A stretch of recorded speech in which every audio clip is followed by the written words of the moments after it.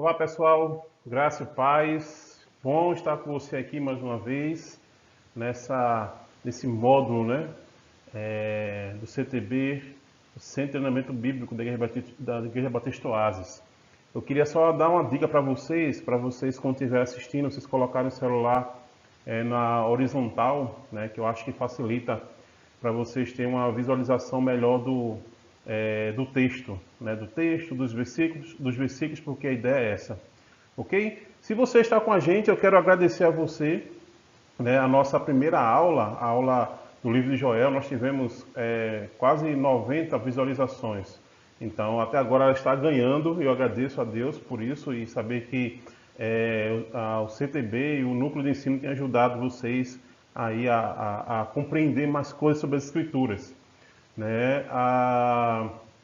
Mas a gente hoje vai participar de um novo livro, de um novo profeta menor.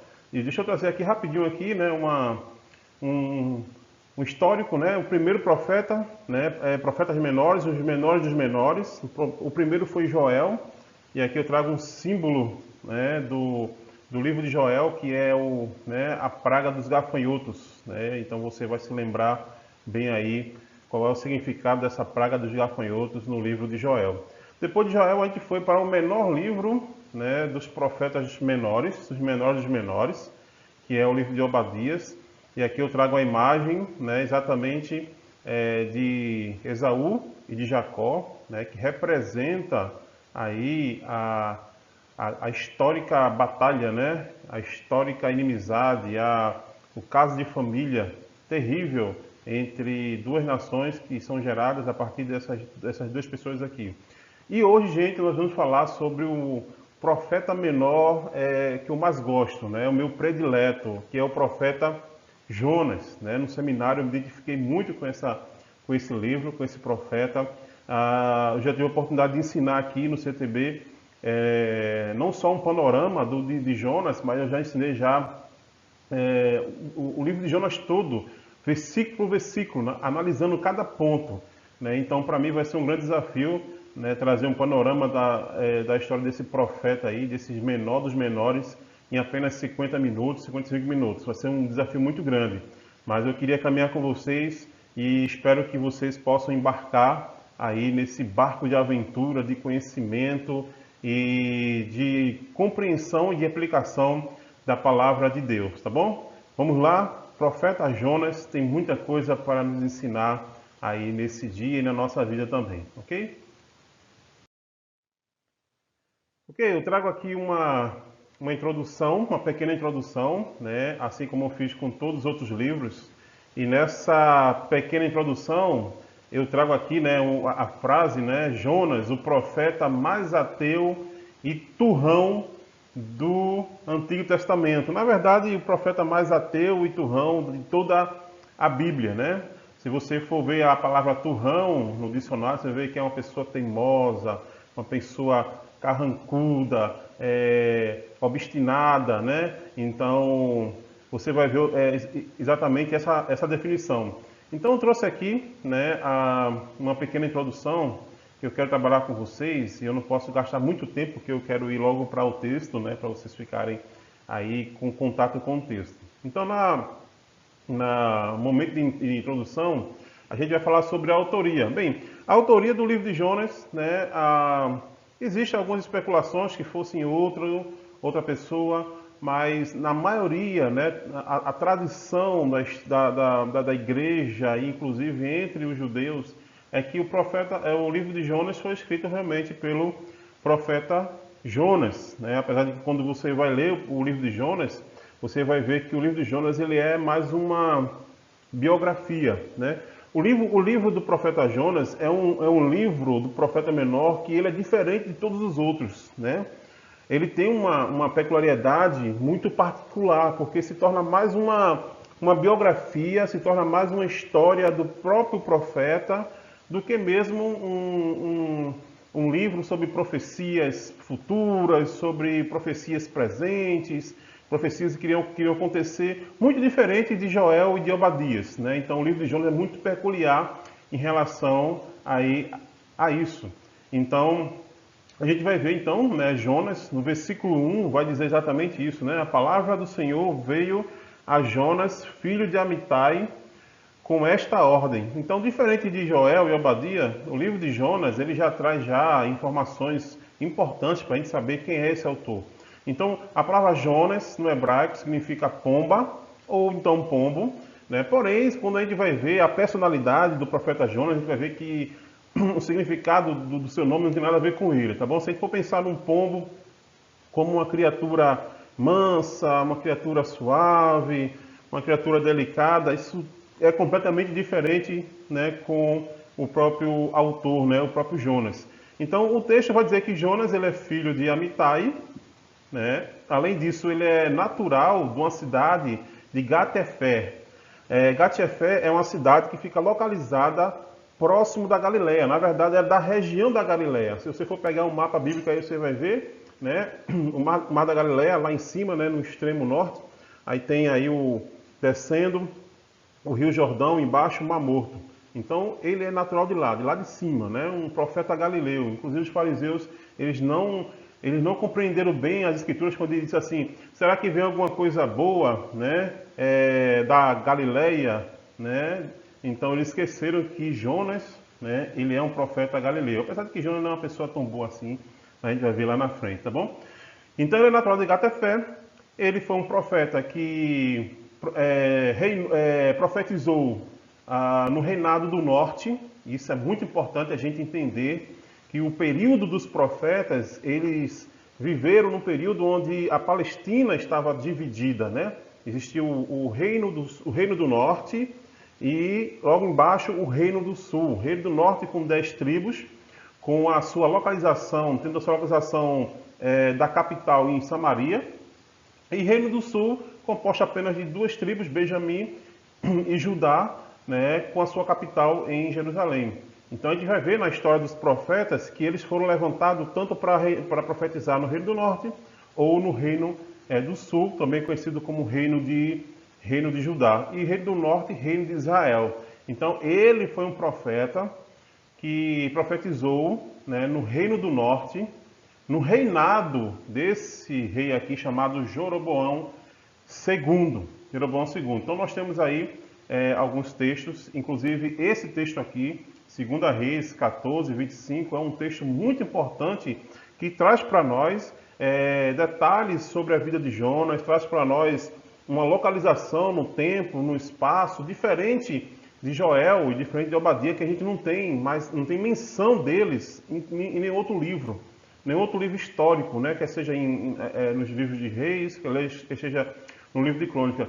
Porém, Jonas, ele é um profeta mais conhecido nesse sentido, porque a gente pode ter uma localização dele exatamente num período da história onde foi registrado, né, os fatos desse rei aqui, Jeroboão II, que reinou no Reino do Norte. Né, no Reino do Norte. A gente vai ver alguns detalhes históricos ainda a respeito disso. Não só citações em outros livros, mas a gente vai ver que o próprio autor Jonas, ele é citado, inclusive pelo próprio Jesus, né? Jonas, ele foi o único profeta que foi citado por Jesus, não só citado por Jesus, mas Jonas ele foi colocado como um tipo de Jesus, uma tipologia de Jesus, né? Jesus ele se compara com Jonas quando ele vai falar sobre a questão da sua morte, né? Que ele estaria 3 dias nas profundezas, né? Nas profundezas, morto, se referindo ao episódio de Jonas dentro da barriga do peixe, ok?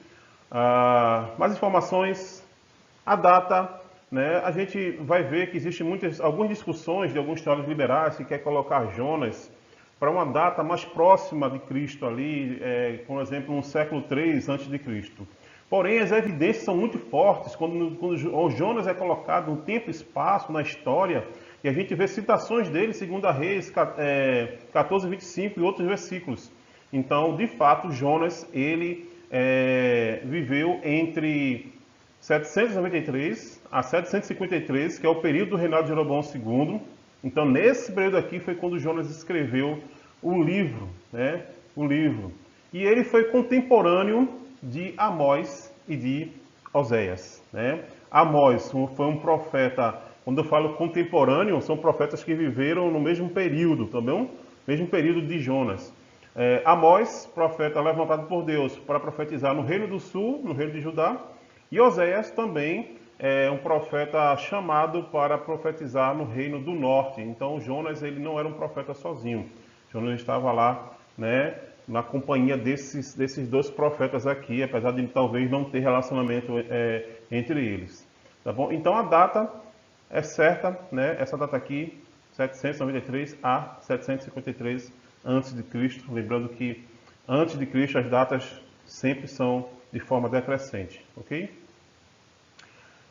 Contexto histórico, né? É muito importante a gente compreender o contexto histórico do livro de Jonas, né?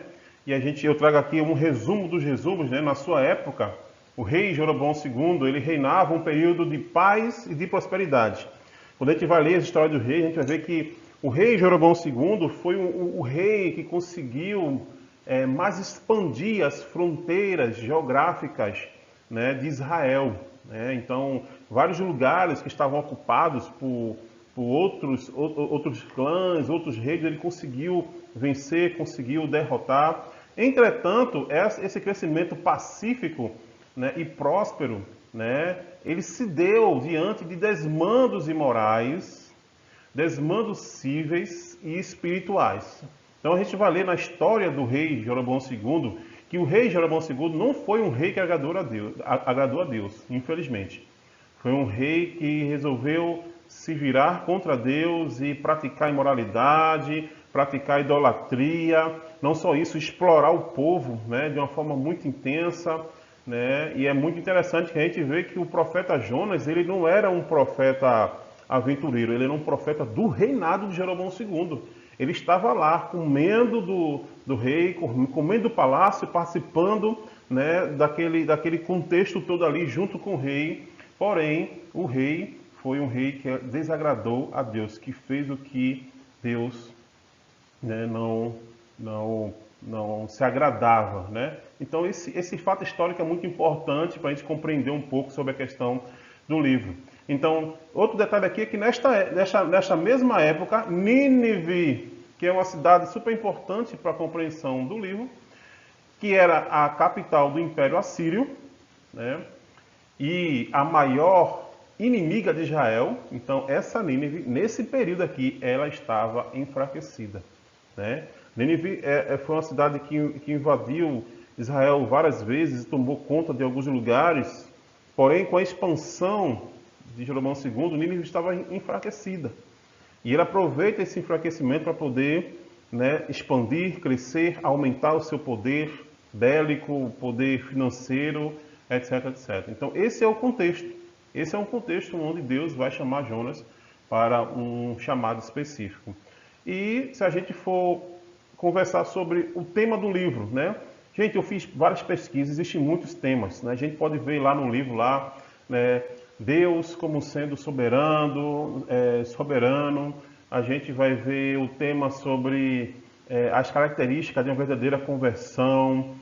Existem vários temas, mas eu quis trazer para mim o tema central do livro, que é um tema que pode ser extraído de um próprio versículo, que é o versículo 2, né, capítulo 2, versículo 9 de Jonas, que fala lá, a salvação vem do Senhor. Esse, para mim, é o tema principal do livro, onde mostra que a salvação das pessoas, a salvação da humanidade, não vem de um determinado grupo religioso, não vem de uma doutrina, não vem de uma igreja em particular. A salvação vem do Senhor, é dele. E Deus, ele salva quem quer, quando quer, no momento que quiser, nas circunstâncias que ele quiser, né? E o livro de Jonas é um livro que vai nos surpreender em relação a isso, e vai surpreender também o profeta Jonas. O livro de Jonas, querido, é como se fosse realmente uma história de aventura, Imagina um filme de ação, um filme de drama, um filme de suspense, né? Um filme até mesmo de terror. Tem tudo isso no livro de Jonas, por isso que ele acaba sendo caracterizado por um livro talvez mais conhecido no Antigo Testamento, porque, né, é um livro muito contado para as crianças, né? As crianças adoram escutar a história do profeta Jonas, Mas o livro de Jonas, ele não é um livro apenas para o conhecimento das crianças, não é um livro apenas pedagógico, né, a nível de infantil, mas é um livro que fala muito para nós adultos, fala muito para nós que somos a Igreja de Jesus, somos a nação do Senhor e para nós que temos uma missão aqui na Terra, ok? Então eu queria acompanhar vocês, então, nesse processo agora no contato com o texto do livro do profeta Jonas, o profeta mais ateu e turrão dos menores. Eu vou explicar para você isso, ok? Ok, antes de a gente entrar no texto, né, eu trago aqui um mapa, esse mapa aqui, só para a gente se localizar, deixa eu pegar aqui o marca-texto, né, nós temos aqui Jerusalém, tá bom? Jerusalém, deixa eu marcar aqui, ó. Aqui é Palestina, né, e na Palestina nós temos o reino que é dividido, né, então Reino do Sul, ou Reino do Norte, tá bom? E Reino do Sul. Então, Jonas, ele estava exatamente aqui, ó, nessa região aqui do Reino do Norte. Aqui é o Mar Morto, aqui em cima tem o Mar da Galileia. Então, Jonas está aqui, ok? E onde é que está Nínive? Nínive está exatamente aqui, ó. Olha o percurso de Nínive. Olha, Nínive, né? Que foi a capital do Império Assírio. O Império Assírio aqui, né? Toda a região aqui. E esse mapa aqui é um mapa do Império Assírio no seu maior esplendor, onde perceba como o Império Assírio ele dominou toda essa região aqui, ó. Toda essa região aqui foi dominada pelo Império Assírio em um determinado contexto do tempo e da história, né? Então toda essa região aqui, o Império Assírio, junto com a capital Nínive, né, dominou, subjugou essas nações aqui, né? Porém, como a gente viu, no contexto de Jeroboão II, Nínive estava enfraquecida e ele reconquistou vários lugares de Israel, né? E se a gente for pensar no contexto, né, da navegação de Jonas, então Jonas ele vem para aqui é Jope, né, a cidade portuária, e ele entra no navio, então em algum local daqui Jonas ele é engolido por um grande peixe, e provavelmente Jonas ele é cuspido numa região muito mais próxima para chegar até Nínive. Então talvez nessa região aqui, tá bom? Então se a gente for pensar aí num percurso de Jonas, o percurso que era para ser daqui para cá, é um percurso que acontece, então não sei, aqui talvez para poder chegar até Nínive, ok? Então aqui é só um contexto aqui do mapa para vocês compreenderem um pouco. Aqui é o Egito, tá bom? Aqui é o Egito, aqui é Babilônia, tá bom? E aqui está a Síria com a capital Nínive, ok? Então vamos então para o texto, tá bom? Ok, Jonas, capítulo 1, versículo do 1 até o 17. Então eu coloquei aqui como título, né? De um chamado ao ventre do peixe, né? De um chamado de Deus ao ventre de um peixe, de um grande peixe, né? E eu trago uma frase aqui, né? Dizendo aqui, ó: eis-me aqui, Senhor, envia meu irmão, né? Talvez essa foi a frase que Jonas falou quando ouviu o chamado de Deus: eis-me aqui, Senhor, envia meu irmão é melhor do que eu, né? Então eu não estou afim de fazer isso que o Senhor está fazendo, o Senhor está querendo, não. Ok, então a gente já leu o primeiro versículo, né? A palavra do Senhor veio a Jonas, filho de Amitai, com esta ordem. Então a palavra do Senhor, trazendo um pouco aqui da inspiração das Escrituras, né? E, então Jonas é um homem de Deus, Jonas é um profeta de Deus, é um profeta que Deus fala, né? E no versículo 2 vai dizer: vá depressa à grande cidade de Nínive e pregue contra ela, porque a sua maldade subiu até minha presença. Só para a gente poder compreender, Jonas ele não foi chamado para ser profeta nesse momento, tá bom? Jonas ele já era profeta, ou seja, Jonas já tinha uma vocação antes, já tinha um chamado de Deus.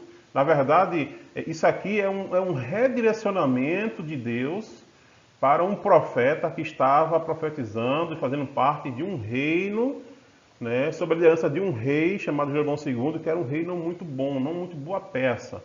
E Deus vai lá, Deus não escolhe Amós, Deus não escolhe Oséias, Deus escolhe Jonas. A gente não sabe por quê, talvez a gente vai especular por quê. Deus escolheu Jonas. Então, Jonas, vá depressa. Ou seja, Jonas, não pense muito no que eu estou pedindo, mas se levante, desperta-te e vai logo, tá bom? Não pega nem nada, nenhuma mala, nada. Vá correndo para a grande cidade de Nínive. E essa parte aqui, né? Grande cidade de Nínive. A gente pode dizer que Nínive era grande em vários sentidos. Era grande no sentido geográfico, era grande no sentido do seu poder financeiro, era grande também no seu poder bélico, né?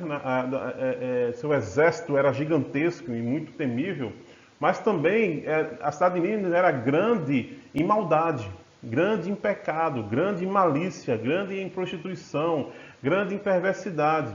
E essa grandeza da sua maldade subiu até a presença de Deus, e Deus se incomodou com essa cidade, e Deus agora resolve, né, trazer uma palavra de juízo contra essa cidade.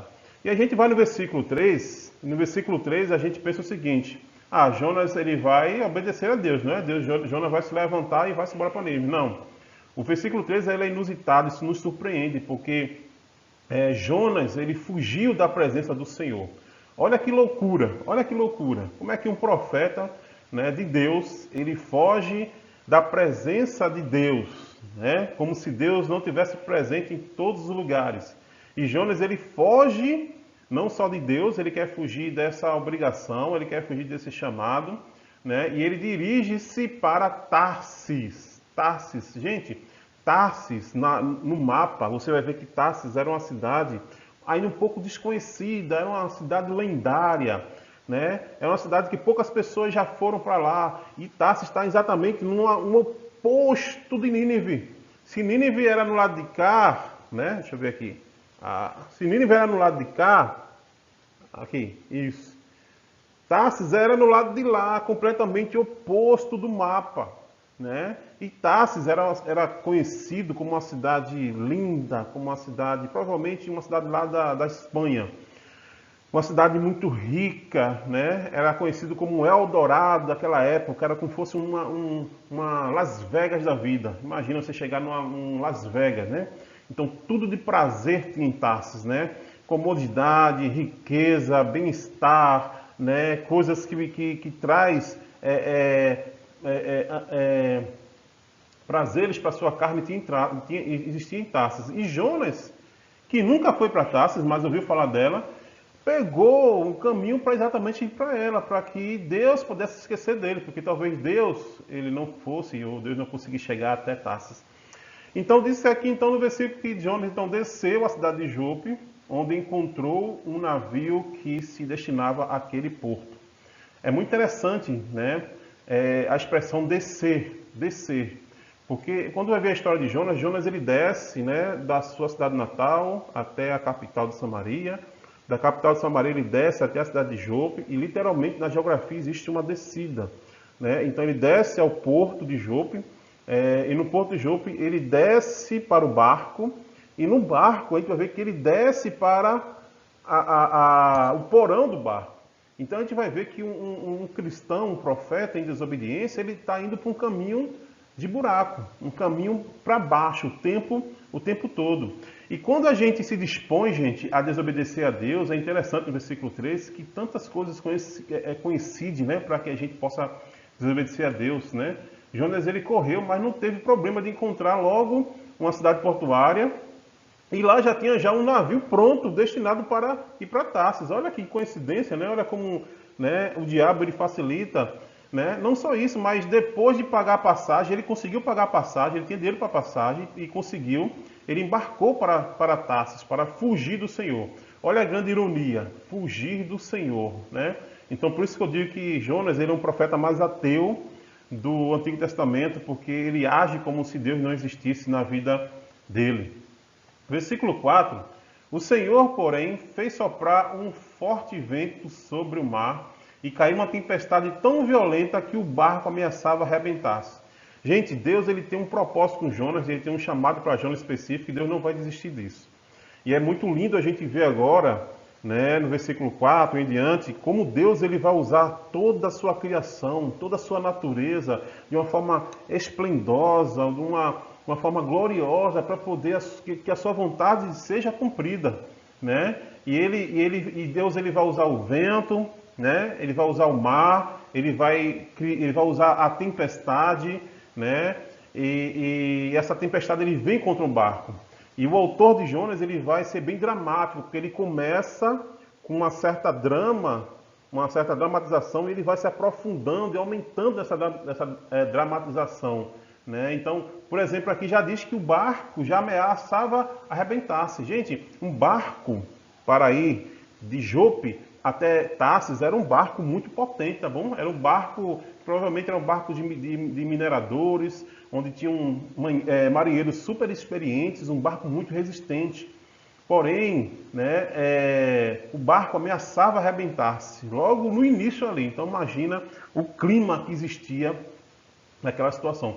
Versículo 5, todos os marinheiros experientes, né, os marinheiros super fortes, né, com anos e anos de jornada no mar, eles ficaram com medo. Olha aí, ficaram com medo. Não era qualquer coisa que provocava medo nesses marinheiros. E por conta desse medo, cada um clamava a seu próprio Deus. Deixa eu só marcar aqui, Deus, né? Então cada um eram pessoas ímpias, né? Eram pessoas idólatras, pessoas que não conheciam a Deus. Então cada um adorava seu Deus diferente. Então existia ali um panteão de adorações, de deuses, né? Que eram buscados por esses marinheiros. Cada um buscava o seu próprio Deus. E não só isso, eles não só oravam, não só buscavam o seu próprio Deus, como também eles atiraram as cargas ao mar para tornar o navio mais leve, né? Então, atirar as cargas ao mar significa lançar tudo aquilo que era de precioso para eles. Então, se eles estavam carregando minérios preciosos, minérios era a primeira coisa que tinha que jogar no mar, porque é a primeira coisa que é pesada. E eles jogam e lançam no mar porque eles percebem a gravidade daquela tempestade.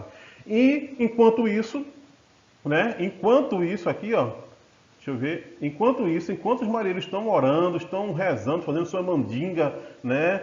Acendendo vela e jogando as coisas que estavam no barco para fora do barco, o barco ficar mais leve. Enquanto isso, Jonas, nosso queridinho, que tinha descido até o porão e se deitara, dormia profundamente. Gente, isso aqui é uma grande ironia.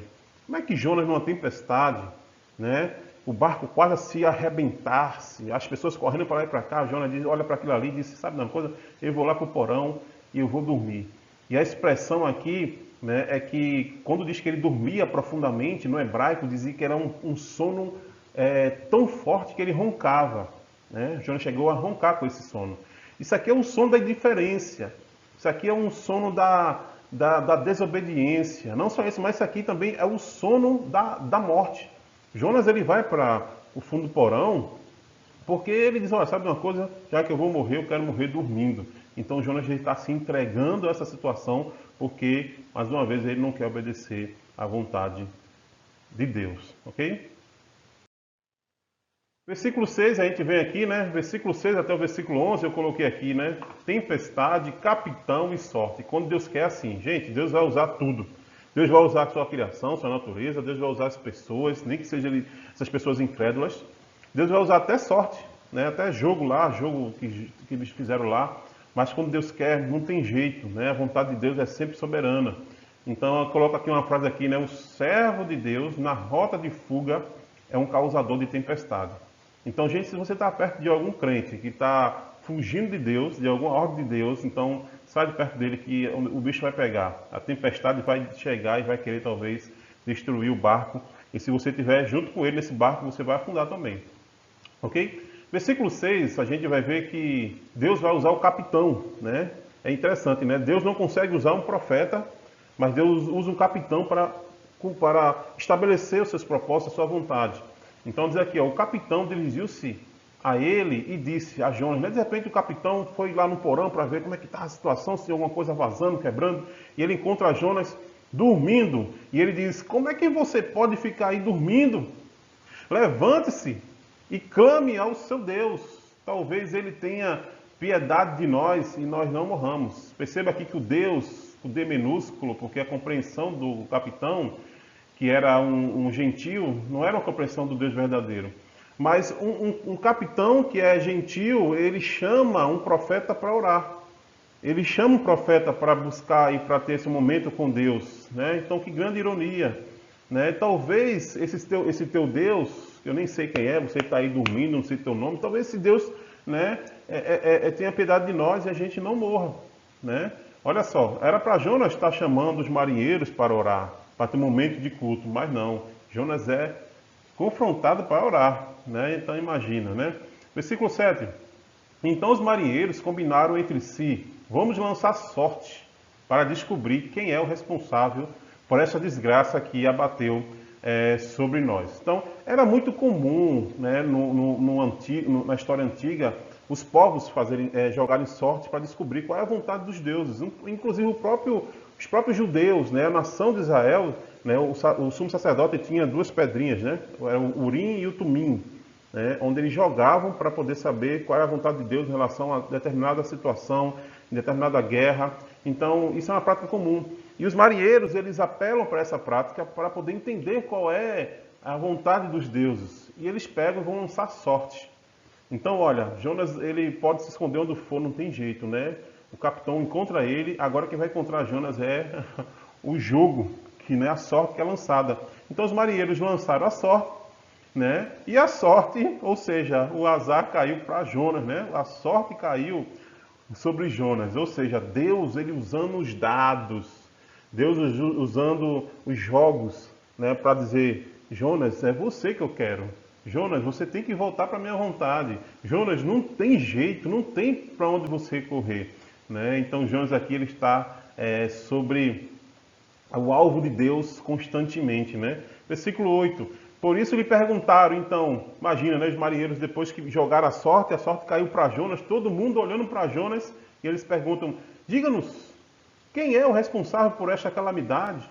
Qual é a sua profissão? De onde você vem? Qual é a sua terra? A que povo você pertence? Então, um interrogatório aqui intenso, né? Botaram Jonas no banco do réu e agora começaram a interrogar ele, um interrogatório ferrenho, né? Jonas respondeu. Aí vem aqui, gente, a grande ironia e a grande incoerência de Jonas. Jonas é um profeta mais ateu do Antigo Testamento. Jonas responde algo que é completamente um descompasso, né? A sua teoria andava em descompasso com a sua prática. Ele vai dizer: eu sou hebreu, adorador de quem? Do Senhor. Opa! O Deus dos céus que fez o mar e a terra. Jonas, ele sabe. Jonas, ele é teólogo. Jonas é profeta. Jonas sabe quem é Deus e que Deus criou os céus e a terra e que Deus estava agindo ali, com aquilo tudo ali. E ele declara isso. Ele faz uma confissão de fé.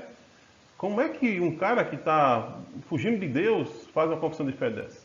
Então os homens ficaram apavorados e perguntaram: o que foi que você fez, meu filho?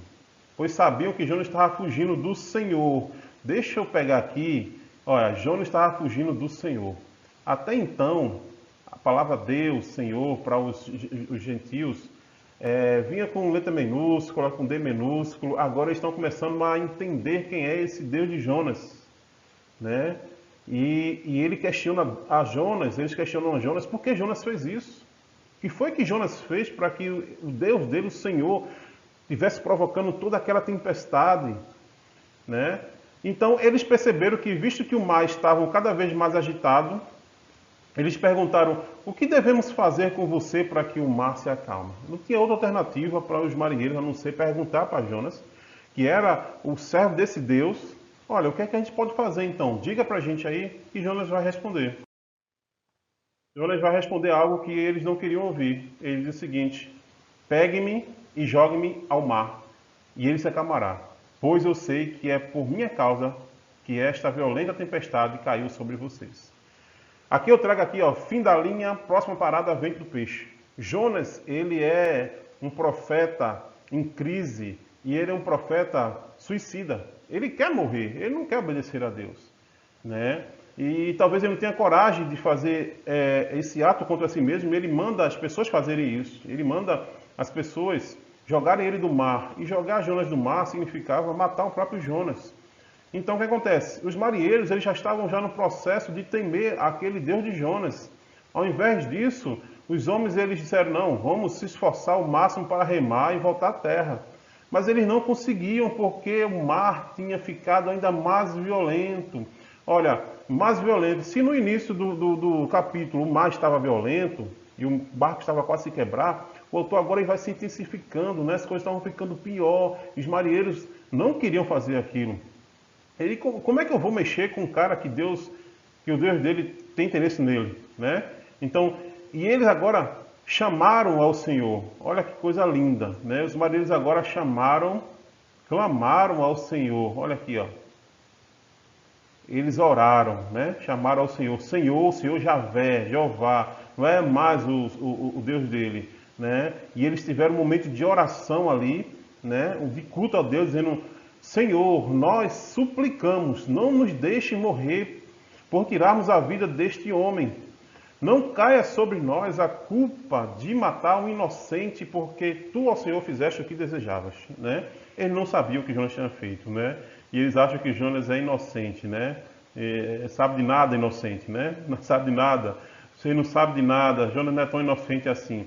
Mas o temor deles por Deus é um temor invejável, né? Um temor que deveria provocar vergonha ao próprio profeta Jonas, né? E eles clamam ao Senhor para que o Senhor tivesse piedade deles para aquilo que eles vão fazer. Então, em seguida, pegaram Jonas e o lançaram ao mar. O mar que estava enfurecido, e este se aquietou. Olha, no mesmo momento, no mesmo instante que lançou Jonas, o mar se aquietou, porque o que Deus queria, né, não era punir aqueles marinheiros, o que Deus queria era trazer Jonas para a sua vontade, né? Então, por conta disso, todos, tomados de grande temor, os marinheiros, ao Senhor, os homens lhe ofereceram um sacrifício e se comprometeram por meio de votos. É muito interessante isso, porque Jonas, mesmo não querendo obedecer a Deus, Deus usa Jonas para poder trazer salvação para aqueles marinheiros. Gente, aqueles marinheiros se converteram, aqueles marinheiros compreenderam a Deus, né? E só Deus sabe o que aqueles marinheiros puderam fazer depois com suas famílias, com seus amigos, com seus povos, contando a história e agora compreendendo quem é o Senhor, quem é o verdadeiro Deus, do qual agora eles só oferecem sacrifício e agora eles fazem voto. Talvez, mas nunca iremos adorar outro Deus a não ser o Senhor, né? Isso é muito lindo, né? Mesmo com toda a desobediência, né? Os ímpios ensinam ao profeta como adorar a Deus. Então isso aqui é muito interessante. E no versículo 17, o Senhor fez com que um grande peixe engolisse Jonas e ele ficou dentro do peixe 3 dias e 3 noites. Gente, a gente não sabe que tipo de criatura marítima é essa, mas a gente sabe que existem várias histórias de grandes baleias, né, grandes peixes que já engoliram inclusive pessoas. Mas o fato é que no livro de Jonas existem vários milagres. Milagre da tempestade, milagre de um capitão encontrar Jonas, um milagre da conversão dos marinheiros, e aqui o milagre de Deus pegar um grande peixe, engolir Jonas e Jonas ficar vivo durante 3 dias e 3 noites. E o próximo capítulo se dá exatamente dentro do ventre desse grande peixe, num momento muito angustiante da parte de Jonas. Capítulo 2, do 1 ao 10, né, a gente vai ver aqui a oração de Jonas e sua restituição no ventre de peixe. Eu coloco aqui a restituição entre aspas, porque eu não acredito que Jonas se restituiu de fato, né, se restaurou de fato no ventre do peixe. Então eu queria passar de forma mais rápida esse capítulo, porque são várias orações que Jonas faz, né? Na verdade, essas orações aqui são citações de vários textos, inclusive dos Salmos, né? São citações dos Salmos que ele vai tirando e vai colocando aqui. Ele vai compilando uma linda oração, uma oração poética muito linda, nesse momento de angústia que ele estava dentro do ventre do peixe, né? E eu trago aqui uma expressão dizendo que a maior tragédia do pecado de Jonas foi de lhe afastar da presença de Deus.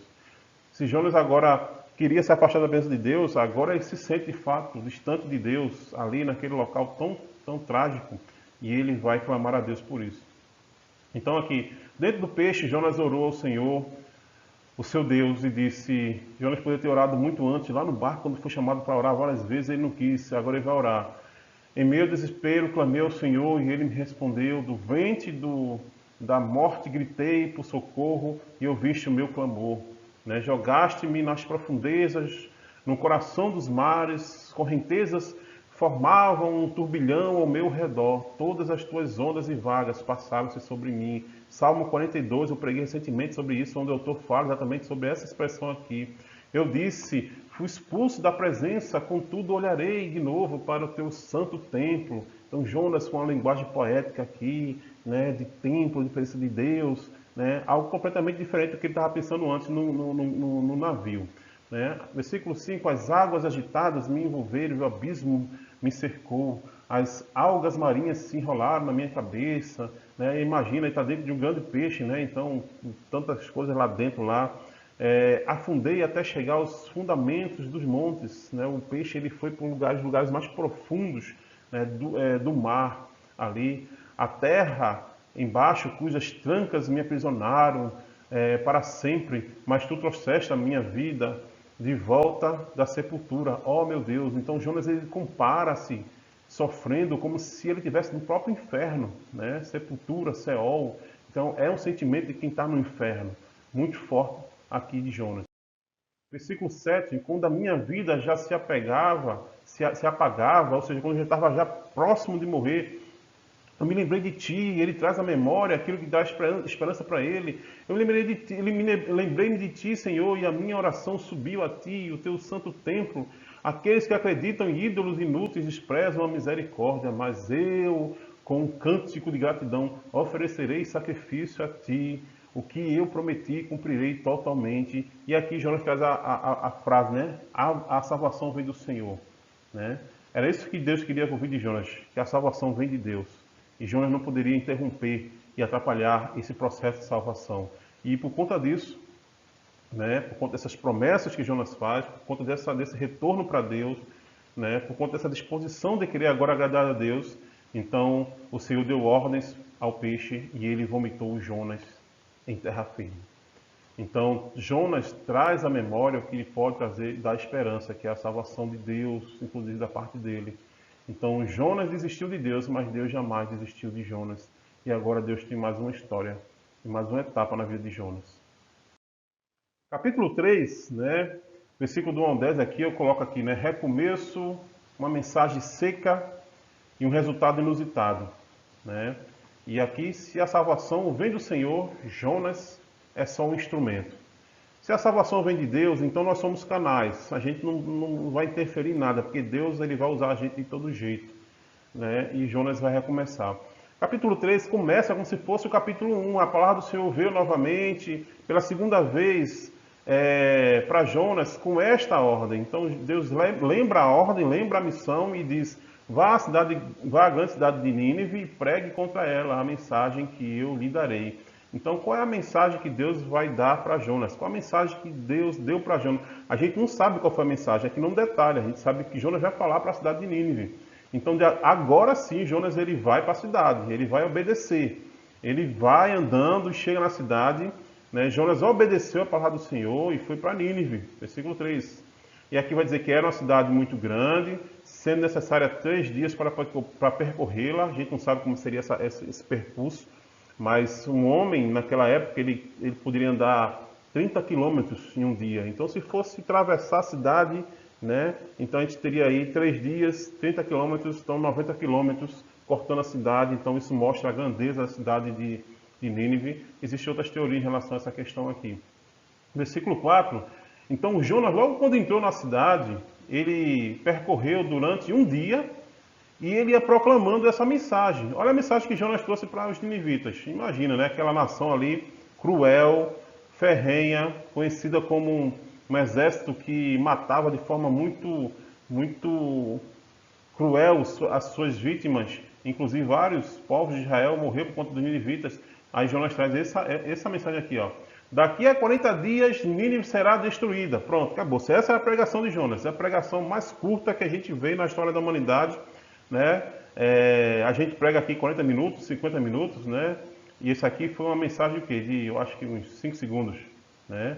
Então, olha que a mensagem de Jonas é uma mensagem forte, dura, seca, como eu digo aqui.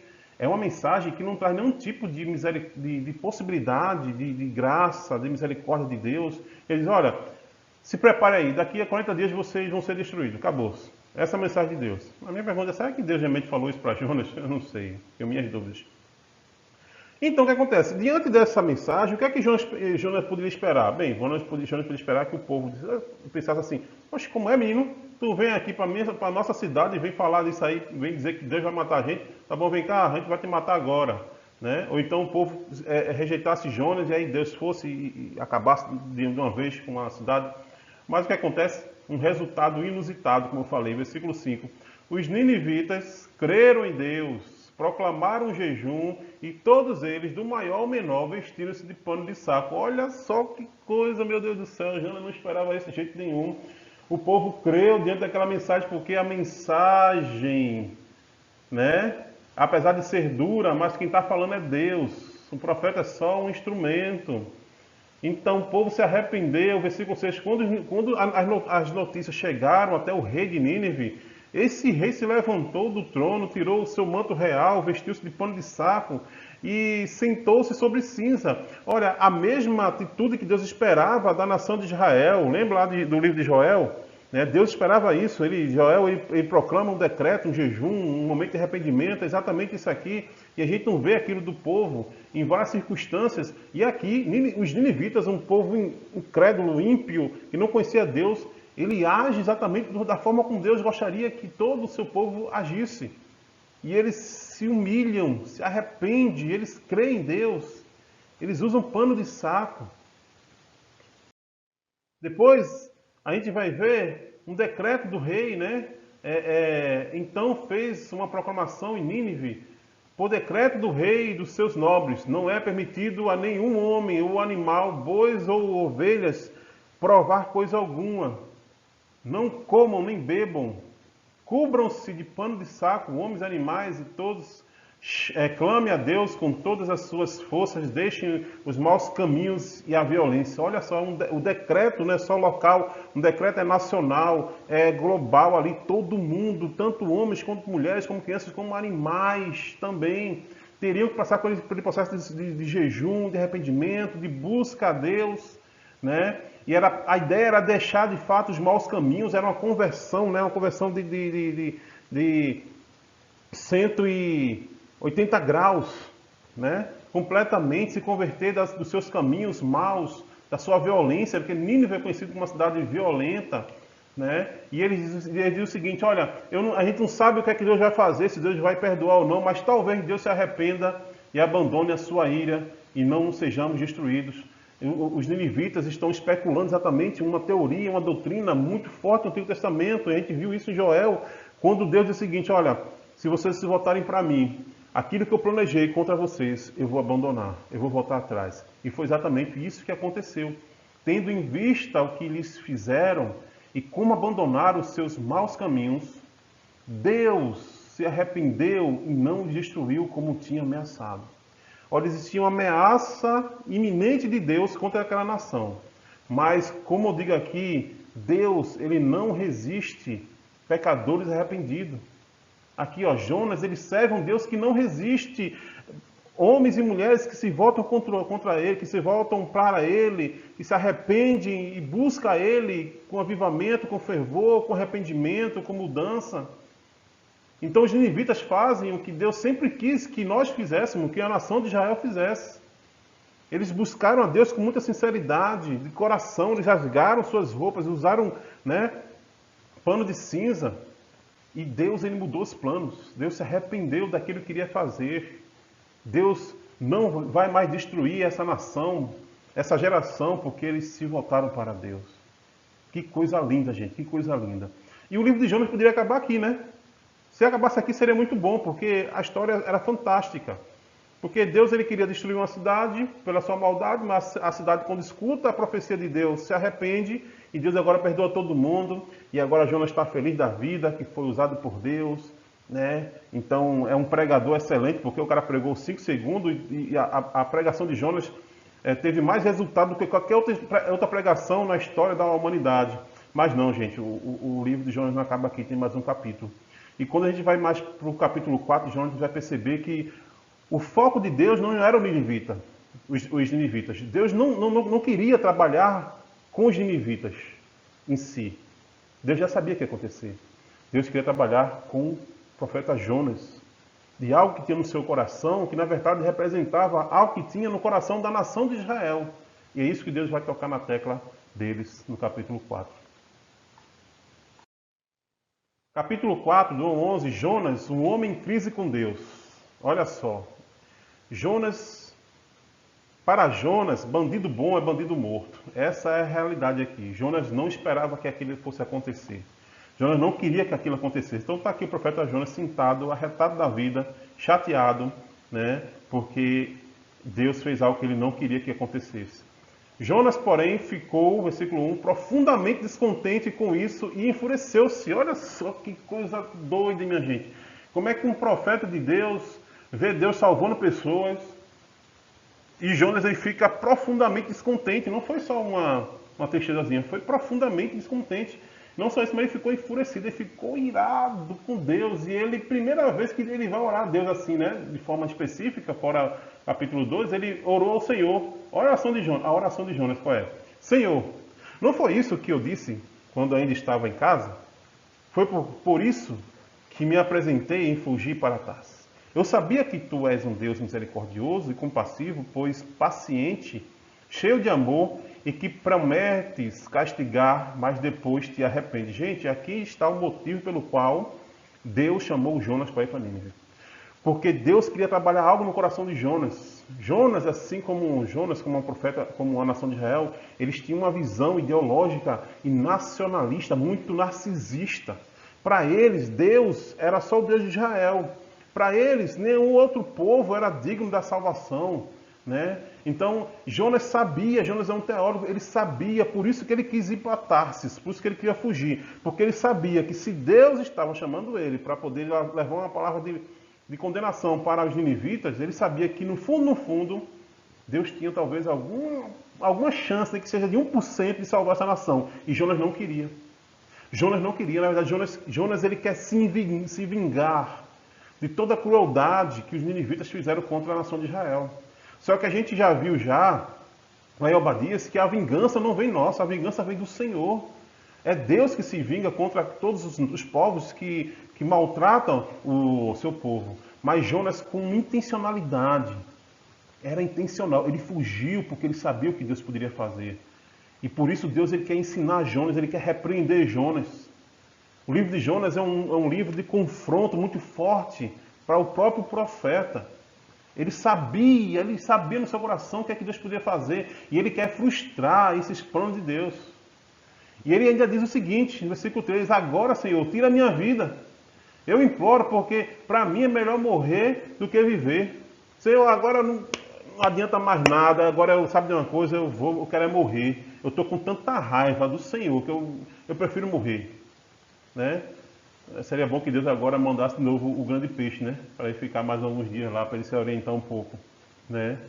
Então Jonas está obstinado. Jonas ele precisa passar por um processo de disciplina muito forte. Versículo 4, o Senhor então lhe respondeu, olha como Deus é suave com Jonas e gracioso com Jonas. Jonas, você tem alguma razão para estar com essa fúria? Ô Jonas, por que você está assim, tão furioso, tão bravo? Né?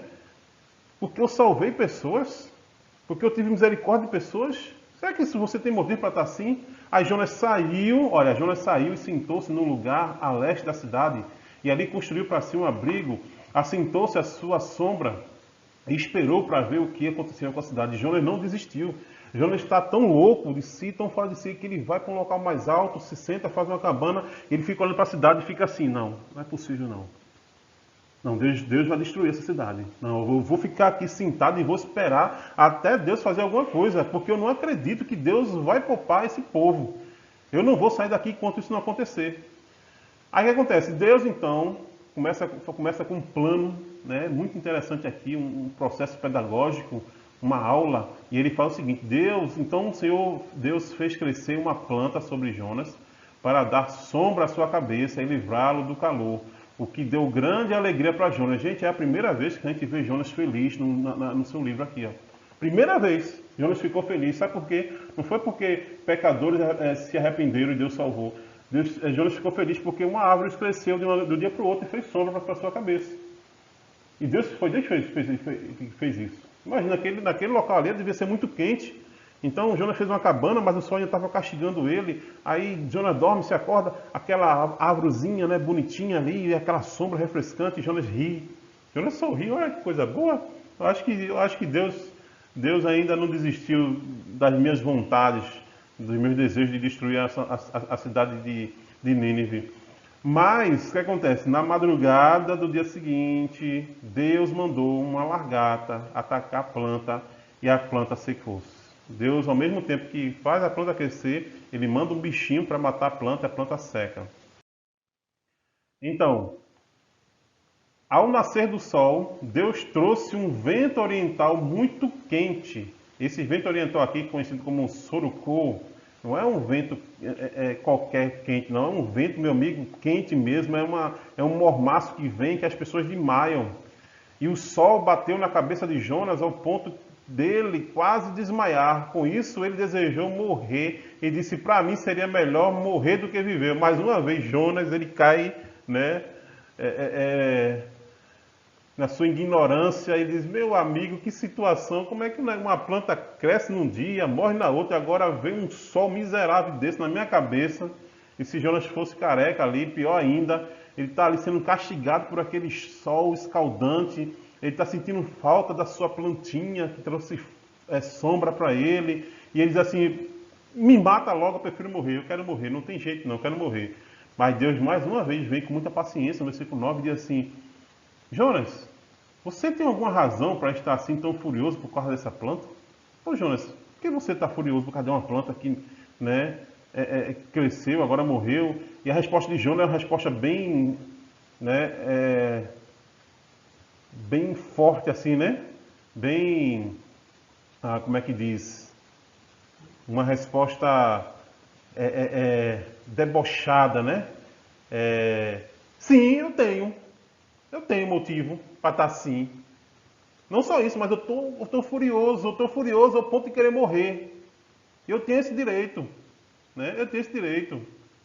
Aí, gente, no versículo 10, versículo 11, a gente vai ver a culminância de uma grande lição de Deus na vida de Jonas. Deus ele é pedagógico aqui, ele está ensinando algo para Jonas. Ele quer trabalhar o coração de Jonas. E Deus vai dizer o seguinte: mas o Senhor lhe disse: Jonas, você tem pena dessa planta, embora não a tenha podado, nem a tenha feito crescer. Ela cresceu numa noite e numa noite morreu. E você teve pena, você teve compaixão dessa planta. Você teve amor por essa planta, você teve afeição por essa planta. E é uma planta, é uma coisa, né? E Deus termina dizendo o seguinte, fazendo uma pergunta para Jonas. E Deus diz o seguinte: contudo, Nínive tem mais de 120 mil pessoas que não sabem nem distinguir a mão direita da mão esquerda, talvez uma referência somente a crianças. Além do mais, além de muitos rebanhos, não deveria eu ter pena dessa grande cidade? Olha como Deus coloca Jonas numa encruzilhada. E diz assim: Jonas, você é capaz de amar coisas e incapaz de amar pessoas. Se você teve um amor profundo por uma planta que você não criou, Jonas, imagina eu que criei essa nação. Imagina eu que sou o criador de cada criança, cada menino, cada menina. Mais de 120 mil pessoas que não sabem discernir entre a mão direita e a mão esquerda. Quanto mais eu, Jonas, não terei misericórdia, não terei compaixão, não terei amor.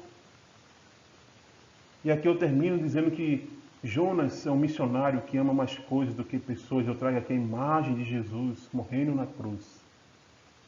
Jesus morre na cruz na frente de vários ninivitas, porque Deus, ele escolheu amar pessoas mais do que coisas.